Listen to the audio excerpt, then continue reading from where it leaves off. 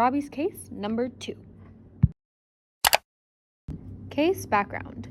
Robbie is a 16-year-old patient who is suffering from a rare type of brain cancer with only a 10% survival rate after year 2. Robbie has been living with this cancer and receiving treatment for a year already, and it has been a very difficult time for him. Aww.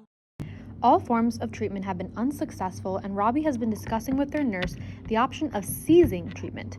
Robbie is currently a full code, but has just come to you to discuss switching to a DNR, a do not resuscitate.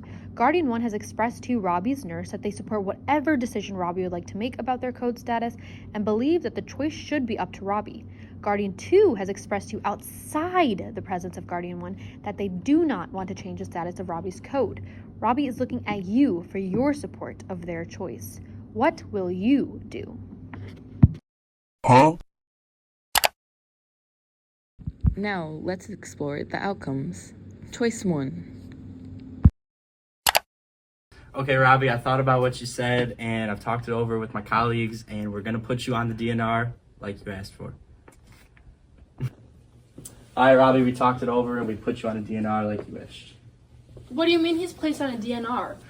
What do you mean he's a... This is what he wanted. This is what he wanted. He's only been 16. through so much. He's only been 16. He has so a full much. life ahead of him. Why do we put him on a DNR? I didn't been approve through for that. too much. I didn't approve that.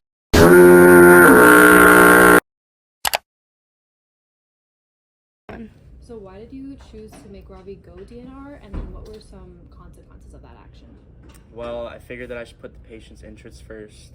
Since Robbie is my patient, I decided that if that is what he wanted to be placed on the DNR, then that is my ethical obligation to listen to him.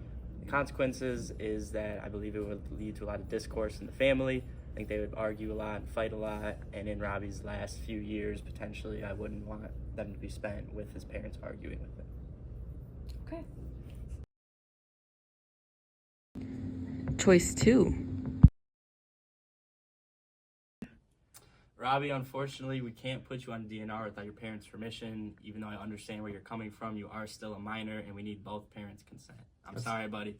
That's not fair. I'm sorry, buddy. I know you wanted the DNR, but I'm not signing away your life. You're only 16. You have so much ahead of you. We can keep trying treatments. This is not what he wanted, though. Here you go. No, it's not fair.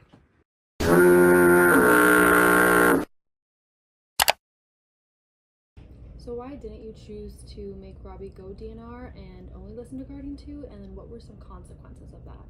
Well, I wanted to put the patient's interest first. I believe that if that's what he wants, then that's what he should get. But he is still a minor, so I unfortunately cannot place him on a DNR without the consent of both parents.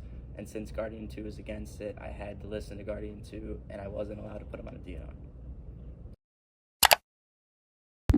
Finally, choice 3. Robbie, I respect your wishes to be put on a DNR, but I think the best course of action is to talk about it with your parents. I'll do my best to advocate for you, but ultimately it does come down to their discretion. But we will have a conversation with them. All right, guys, so after talking with Robbie, I decided that we should have a conversation about Robbie's code. I wanted to include both you guys and Robbie in the discussion and put you guys on an even playing field. So I'll help you guys have that conversation. Sounds good.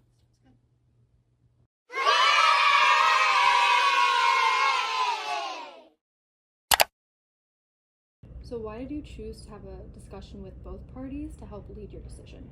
Well, I believe having a conversation with Robbie and his guardians was the best decision because it would kind of put both parties at an even playing field, even though at the end of the day it does come down to the discretion of the parents. Since Robbie is a minor, I believe that having that conversation would allow him to plead his case, and it would allow for a better end result than giving either party more power than the other.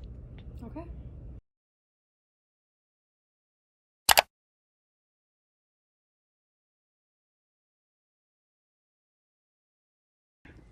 Well, looking at the Code of Ethics, I think provision 1.4 and 2.1 can help me figure this out. Choice 1 provision violations. What provision does Choice 1 violate? Provision 1.4, the right to self-determination. Let's click on provision 1.4. With choice 1, provision 1.4 is best represented due to the fact that Robbie's wishes will be listened to solely. The right to self-determination is when a patient has the moral and legal right to determine what will be done with and to their own person. However, since Robbie is a minor, this provision would not apply in this scenario. Now, let's move on to provision 2.1, the primacy of the patient's interests. Provision 2.1, primacy of the patient, states that nurse's commitment is to the patient. Choice 1 does follow this provision. However, since Robbie is a minor, the guardians have to be associated within the conversation. When the patient's wishes are in conflict with those of others, nurses help to resolve the conflict. Choice 2 provision violations. What provision does choice 2 violate? Let's click on provision 1.4. Keeping Robbie as a full code violates provision 1.4 from the Code of Ethics, the right to self-determination. In the provision it states, patients have the right to accept, refuse, or terminate treatment without deceit. Deciding not to change Robbie's full code to a DNR completely goes against his wishes and does not allow him to accept or refuse anything. Let's click on provision 2.1. Keeping Robbie as a full code violates provision 2.1 from the Code of Ethics, primacy of the patient's interests. The provision states nurses provide patients with opportunities to participate in planning and implementing care and support that are acceptable to the patient, and when the patient's wishes are in conflict with those of others, nurses help to resolve the conflict. Keeping Robbie as a full code does not allow his voice to be heard in an acceptable manner and does not allow for a discussion to be had.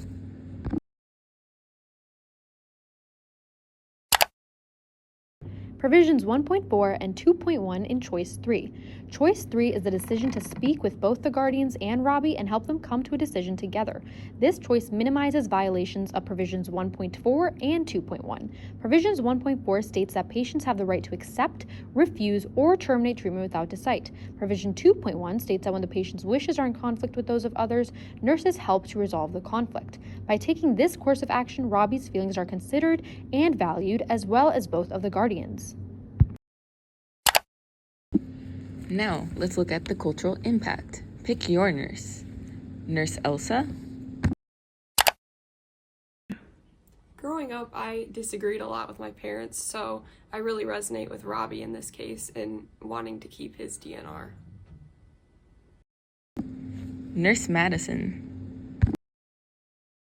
In my culture, we usually follow what the elders say, so in this case, I believe that it should be the guardian's decision for Robbie. And Nurse Jacob? Well, I grew up as an only child, so I kind of have a bias towards talking with the parents and then having a whole conversation between the patient and his guardians. Who is the decision maker? Let's click on Robbie. Robbie as a decision maker. While Robbie should be able to make decisions surrounding his care, he legally cannot, seeing as he is a minor.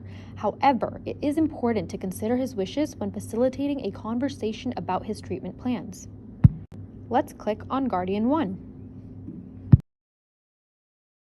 Guardian 1 as decision maker. Guardian 1 is not solely in charge of Robbie's care. There must be discussion between both guardians agreeing on a treatment plan, since both guardians are acting as Robbie's surrogates. Now, let's click on Guardian 2. Guardian 2 is not solely in charge of Robbie's care. There must be a discussion between both guardians agreeing on a treatment plan, since both guardians are acting as Robbie's surrogates. Now, let's click on both guardians as decision maker. In this scenario, both of Robbie's guardians are the final decision makers. Since Robbie is a minor, he requires a surrogate to make medical decisions surrounding his treatment plan. As his guardians, this responsibility falls on Guardian 1 and Guardian 2. They must agree on Robbie's treatment plan to change his code status to DNR. Where do our loyalties lie?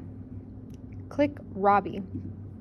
Loyalties lie with Robbie. Since Robbie is our patient, our loyalties will lie with him.